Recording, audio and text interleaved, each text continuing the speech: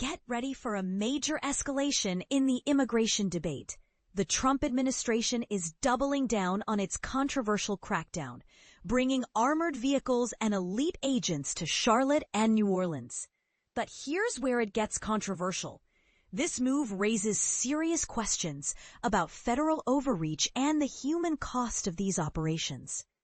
According to internal documents and officials, the Department of Homeland Security is gearing up to deploy Border Patrol agents to these cities, mirroring the high-profile and often contentious raids seen in Chicago and Los Angeles.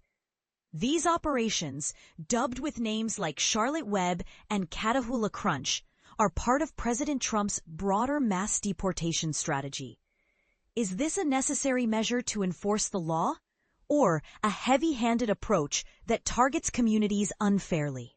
In Charlotte, the operation could begin as early as next week, with an operations center already being established.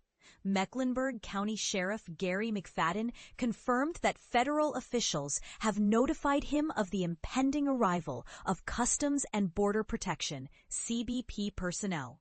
New Orleans is next on the list, with up to 200 agents potentially being deployed, along with armored vehicles like the Bearcat. What's particularly striking is the involvement of agents previously stationed in Chicago, including Commander Gregory Bovino, whose tactics have drawn sharp criticism.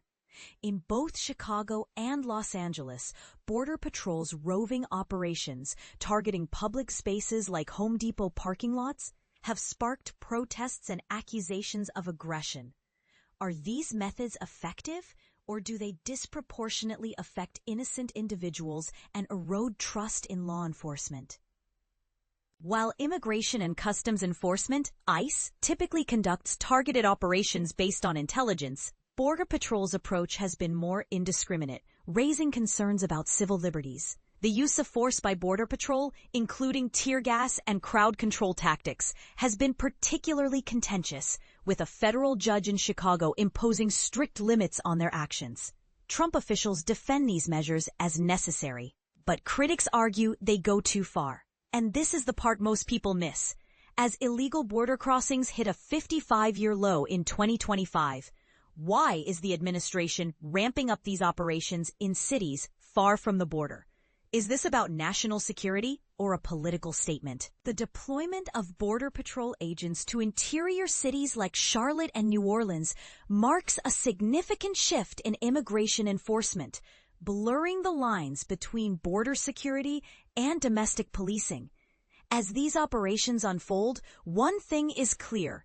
The debate over immigration policy is far from over. What do you think?